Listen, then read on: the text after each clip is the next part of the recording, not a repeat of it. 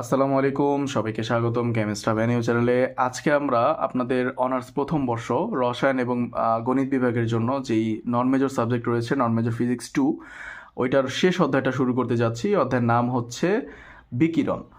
এই অধ্যায়টা আপনাদের হচ্ছে অনার্স প্রথম বর্ষের নন মেজর ফিজিক্স 2 এর একদম শেষ অধ্যায়, এবং এই অধ্যায়টা নতুন সিলেবাসের আলোকে সব কিছু করা হয়েছে। তো আজকে আমাদের আপনাদের নিয়ে যতগুলো কষ্ট আমরা করলাম এতদিন, তো এটা শেষ হতে যাচ্ছে অর্থাৎ 7-এর মাধ্যমে। তো আপনারা যদি আমাদের ক্লাস দেখে একটু ভালো রিভিউ দেন, একটু কমেন্ট করেন, লাইক করেন, শেয়ার করেন, বা হচ্ছে ক্লাসে ভালো মন্দগুলো আমাদের কমেন্টের মাধ্যমে জানান, ফেসবুক পেজটা ফলো করেন, এবং দুইজন মানুষের কাছে পরিচিতি করে দেন আমাদের ব্যাচগুলো বা আমাদের চ্যানেলটি কেমিস্ট্রি ভ্যানিউটি, তাহলে হচ্ছে আমরা আপনাদের কাছে চিরকৃতজ্ঞ থাকবো। আমাদের সকল কষ্ট হচ্ছে সার্থক হবে, এবং আপনাদের ভালো রেজাল্ট আমাদের হচ্ছে কাম্য। তো সবার কাছে একটা রিকোয়েস্ট থাকবে, যারা চ্যানেলটি নতুন দেখছেন সাবস্ক্রাইব করে রাখবেন, যারা হচ্ছে আমাদের ফেসবুক পেজটা এখনও ফলো করেন নাই তারা ফেসবুক পেজটি ফলো করে রাখবেন। ডিসক্রিপশন বক্সে দেওয়া যে নাম্বারটা আছে বা লিঙ্কটা আছে, সেখান থেকে আপনি সরাসরি আমাদের পেজ এবং হোয়াটসঅ্যাপ নাম্বার খুঁজে পাবেন। হোয়াটসঅ্যাপ নাম্বারে নক দিলে বা পেজে নক দিলে আমরা টেলিগ্রাম গ্রুপে আপনাদের অ্যাড করে দিব, যেখানে এই প্রত্যেকটা ক্লাসগুলো সুন্দরভাবে দেওয়া আছে সিরিয়ালি, প্লাস হচ্ছে হ্যান্ড নোট দেওয়া আছে। আচ্ছা, তো কথা না বাড়িয়ে আমরা শুরু করতে যাচ্ছি অধ্যায় 7-এ বিকিরণে। তো আমরা আমাদের পেইড ব্যাচটা যেভাবে চালনা করি ঠিক সেইভাবেই হচ্ছে আমরা ফিজিক্স 2টা দিয়েছি। তো যারা হচ্ছে আমাদের পেইড ব্যাচে জয়েন করতে চান, যারা রসায়ন বিভাগে পড়াশোনা করতেছেন এবং যারা হচ্ছে মেজর 3টি কোর্সের পেইড ব্যাচ খুঁজতেছেন, তারা হচ্ছে চাইলে আমাদের পেইড ব্যাচে জয়েন করতে পারেন। তো আমাদের পেইড ব্যাচে জয়েন করতে হলে হোয়াটসঅ্যাপে জাস্ট একটু কষ্ট করে নক দিতে হবে, আমাদের প্রতিনিধি আপনাদের সাথে যোগাযোগ করে পেইড ব্যাচে অ্যাড করে দিবে। তো বিকিরণের প্রথম প্রশ্নটা হচ্ছে, সৌর ধ্রুবক কি, কিভাবে সূর্যের তাপমাত্রা গাণিতিকভাবে নির্ণয় করা যায়? বেশ ইন্টারেস্টিং একটা কোশ্চেন। ওকে, সৌর ধ্রুবকটা কি, ফার্স্টে আমরা একটা সংজ্ঞাটা দিব।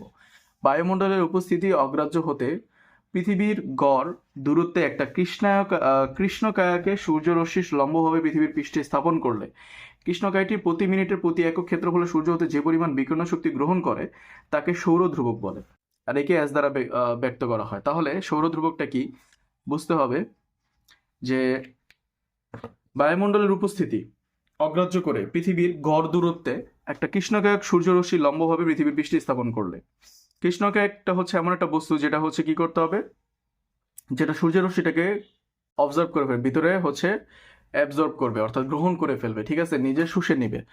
সে এই বস্তুটাকে আপনি যদি সূর্যরশ্মির সাথে লম্বভাবে রাখেন, পৃথিবীর পৃষ্ঠে স্থাপন করেন, তখন কৃষ্ণকায়টি প্রতি মিনিটের প্রতি একক ক্ষেত্রফলে সূর্য হতে যে পরিমাণ বিকিরণ শক্তি গ্রহণ করবে তাকে আমরা সৌর ধ্রুবক বলবো, এবং একে এস দ্বারা প্রকাশ করবো। তো এটার তাপমাত্রা গাণিতিকভাবে নির্ণয় করার জন্য একটা প্রশ্ন করা হয়েছে। তো দেখো, ধরি আলোকমণ্ডলের ব্যাসার্ধ হচ্ছে আর, তাপমাত্রা টি, ঠিক আছে। তো যদি আলোকমণ্ডলকে আদর্শ কৃষ্ণ বস্তু আমরা যদি বিবেচনা করি, তাহলে প্রতি মিনিটে এটা হতে যে পরিমাণ শক্তি বিকীর্ণ হবে তা হচ্ছে স্টিফেনের সূত্র থেকে পাওয়া যায়। অতএব আলোকমণ্ডল হতে প্রতি মিনিটে বিকীর্ণ শক্তি, এটা একটা ফিক্সড মান আছে যেটা বিজ্ঞানী স্টিফেন দিয়ে দিয়েছেন, সেটা হচ্ছে E = 4πr² 60⁴ × 60 ক্যালোরি। এখন সূর্য হতে পৃথিবীর গড় দূরত্বকে ব্যাসার্ধ নিয়ে একটা গোলকে কল্পনা করা হলে এই বিকীর্ণ শক্তি ওই গোলকে অবিলম্বভাবে আপতিত হবে। এখন গড় দূরত্ব আর হয়ে গোলকের ক্ষেত্রফল যদি 4πr² হবে, সুতরাং প্রতি মিনিটে একক ক্ষেত্রফল আপতিত শক্তি হবে তখন এইটা, ঠিক আছে। এখন দেখো, সংজ্ঞানুসারে আমরা বলতে পারি এটাই হচ্ছে সৌর ধ্রুবক, অর্থাৎ এস এর মানই হচ্ছে এটা। তো এখন পরীক্ষালব্ধ ফলাফল অনুসারে আমরা জানি যে এস = এত হয়, ডেল = এত হবে, আর = এত হবে, আর = এত হবে। প্রত্যেকটা মান যদি আমরা এখানে বসায় দিই, তাহলে আমরা হচ্ছে ক্যালকুলেশন করে গাণিতিকভাবে এটার ইয়েটা বের করতে পারবো।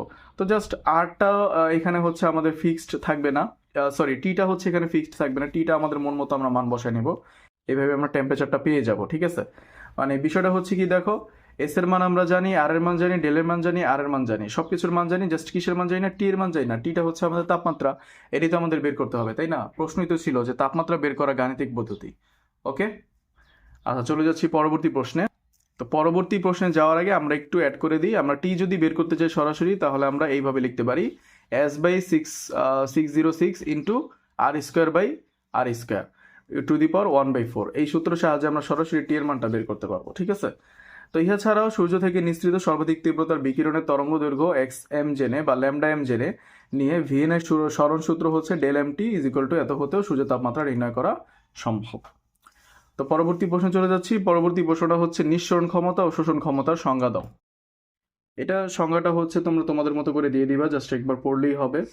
তারপর আমরা যদি নোট করে দিই তাহলে যেটা হয় সেটা হচ্ছে কি, প্রথমে আমরা নিঃসরণ বিকিরণ ক্ষমতা দিব, সেটা হচ্ছে নির্দিষ্ট তাপমাত্রায় কোনো বিকিরক বস্তুর একক ক্ষেত্রফল হতে প্রতি সেকেন্ডে যে পরিমাণ বিকিরণ শক্তির নিঃসরণ ঘটে তাকে ওই বস্তুর নিঃসরণ ক্ষমতা বলে। বস্তুর মোট নিঃসরণ ক্ষমতাকে ই দিয়ে সূচিত করা হয় এবং একে ERG divide by CMV divide by S, মানে তোমরা হচ্ছে সংজ্ঞা দিয়ে দিবা, একক দিয়ে দিবা। একইভাবে শোষণ ক্ষমতা বিকিরণ ক্ষমতার সংজ্ঞা দিয়ে দিবা, একক দিয়ে দিবা এবং একটা সূত্র দিয়ে দিবা। সূত্রটা কি? এ ইজ ইকুয়াল টু শোষিত বিকিরণতা ডিভাইড বাই আপতিত বিকিরণতা। পরবর্তী প্রশ্ন হচ্ছে ভিনের সরণ সূত্রটা বিবৃত ব্যাখ্যা করো। খুবই সহজ এবং আমরা খুব সহজভাবে হচ্ছে এটা নোট করেছি। পদার্থবিজ্ঞানী ডব্লিউ ভিন বিকিরণ নিয়ে গবেষণার মাধ্যমে দুইটা সূত্র প্রতিষ্ঠিত করেন। এটাকে বলা হয় ভিনের সরণ সূত্র। তো ভিনের সরণ সূত্রটা কি? কৃষ্ণবস্তু বিকিরণকে রুদ্ধতাপীয়ভাবে সংকুচিত সম্প্রসারিত করলে বিকিরিত রশ্মির তরঙ্গ দৈর্ঘ্যের তাপমাত্রা ব্যস্তানুপাতিক হয়। ওকে, তাহলে তরঙ্গ দৈর্ঘ্যের তাপমাত্রা ব্যস্তানুপাতিক হবে, অর্থাৎ ল্যামডা সমানুপাতিক 1/t হবে। তাপমাত্রাটা নিচে থাকবে আর ল্যামডাটা উপরে থাকবে, তাহলে এটা ব্যস্তানুপাতিক সম্পর্ক বোঝায়। এখন যদি আমরা ল্যামডা সমানুপাতিক 1/t, এখানে সমানুপাতিক চিহ্নের পরিবর্তে যদি আমরা একটা টি হিসেবে একটা ধ্রুবক আনি, তখন কি হয়? এখানে তরঙ্গ দৈর্ঘ্য lambda one lambda two lambda three যে কোনো কিছু হইতে পারে তরঙ্গ দৈর্ঘ্য। এই জন্য তাপমাত্রা কিন্তু আমাদের T1 T2 T3 হবে। আর ল্যামডা ওয়ান T1 হইলে ল্যামডা টু T2 সমান হবে, ল্যামডা থ্রি T3 হইলে এটা হবে ধ্রুব।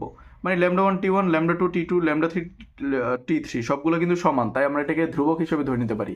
তো সর্বাধিক বিকিরণের জন্য তরঙ্গ দৈর্ঘ্য ল্যামডা এন হলে তাপমাত্রা T হলে সেটা হবে কি lambda M T is equal to ধ্রুব।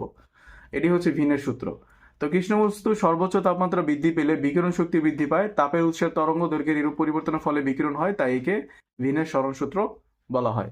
তো চলে যাচ্ছে আমরা আমাদের পরবর্তী প্রশ্নে, সেটা হচ্ছে প্রশ্ন 4, কারশফের বিকিরণ সূত্র বিবৃত ও ব্যাখ্যা করো।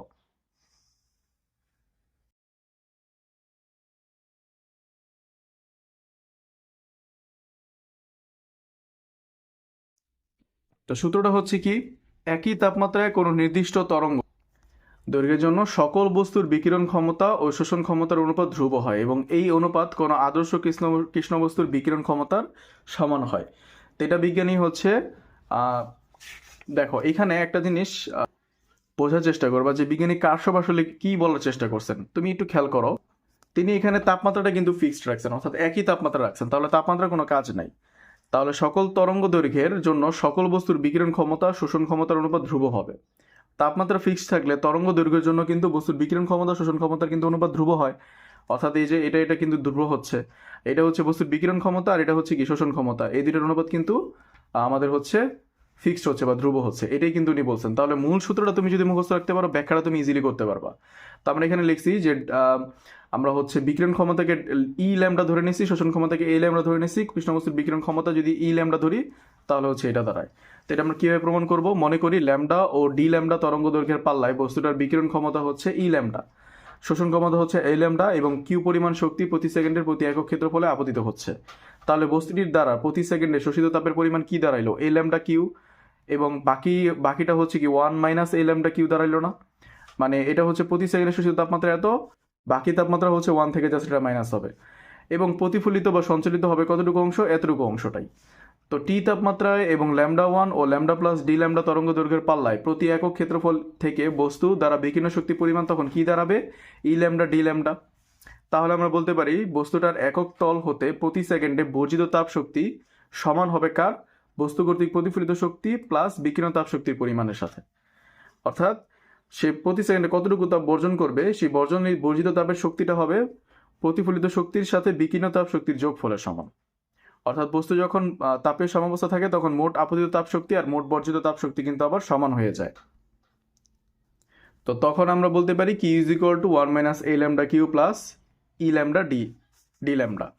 ওকে, তো এখন কিউটাকে আমরা ভিতরে যদি গুণ করি তখন কি দাঁড়াবে? কিউ 1 এর সাথে গুণ হইলে কিউ থাকবে, কিউ এ ল্যামডার সাথে গুণ হইলে এটাই থাকবে, আর বাদবাকি যা আছে আগের মতোই। তো এখন আমরা এটাকে এই পাশে রেখে বাদবাকি যা আছে যদি ওই পাশে পাঠাই দিই, তখন ক্যালকুলেশন করে দেখো কিউ কিউ কাটা যাবে, তখন এ ল্যামডা কিউ সমান ইজ ইকুয়াল টু কি দাঁড়াবে? ই ল্যামডা ডি ল্যামডা। তাহলে আদর্শ কৃষ্ণ বস্তুর জন্য আমরা জানি এ ল্যামডা 1 হয় আর ই ল্যামডা সমান বড় হাতের ই ল্যামডা হয়। তখন আমরা বলতে পারি কিউ সমান, মানে এটার মান যদি 1 বসাই দিই তাহলে কিউ থাকলো, আর এই পাশে এটার জায়গায় যদি ই ল্যামডা বসাই দিই তাহলে এরকম দাঁড়াইলো। এখন কিউ এর মান 1 নং সমীকরণে যদি আমরা বসাই, এই কিউ এর মানটা যদি আমরা এই 1 নং সমীকরণে যদি বসাই, তাহলে এ ল্যামডাই থাকলো, কিউ এর মান এটা যেটা বের হইলো সেটা এই জায়গায় কিউ এর জায়গায় চলে আসবে, আর হচ্ছে ই ল্যামডা ডি ল্যামডা সেম থাকবে। তো এখন এই পুরোটাকে আমরা এইভাবে লিখতে পারি, যদি একটা ধ্রুবক হিসেবে ধরে নিই, তাহলে এ ল্যামডা ই কে is equal to E lambda. তাহলে আমরা এটাকে রেখে এটাকে যদি এই পাশে নিয়ে আসি, ই কে হবে না, এটা ই ল্যামডাই হবে। তো আমরা যদি ই ল্যামডাটাকে রেখে এটাকে যদি এই পাশে পাঠাই দিই, তাহলে কি হবে, ই ল্যামডা সমান সমান কি E lambda divide by A lambda হয়ে গেল না? এটি কিন্তু আমাদের সূত্রে প্রমাণ হয়ে গেছে। তো এটা হতে দেখা যায় যে কোনো বস্তুর বিকিরণ ক্ষমতা শোষণ ক্ষমতার অনুপাত একটা ধ্রুবক এবং আদর্শ কৃষ্ণ বস্তুর বিকিরণ ক্ষমতা সমান। এটি হচ্ছে কারশফের বিকিরণ সূত্র। তো আমাদের অধ্যায় 7 শেষ, একই সাথে তোমাদের নন মেজর ফিজিক্স 2 এর ব্যাচটিও শেষ হয়ে গেল। তো আশা করি ক্লাসগুলো দেখে তোমরা উপকৃত হয়েছো। যদি সামান্য উপকৃত হয়ে থাকো তাহলে হচ্ছে আমাদের চ্যানেলটিকে সাবস্ক্রাইব করে শেয়ার করে ভিডিওগুলো শেয়ার করে রাখবা, ভিডিওগুলোতে লাইক করবা, কমেন্ট করবা। তো সবার সাথে দেখা হবে নতুন কোনো ব্যাচে, নতুন কোনো কোর্সে ইনশাআল্লাহ। সবাই ভালো থেকো, সুস্থ থেকো, আসসালামু আলাইকুম।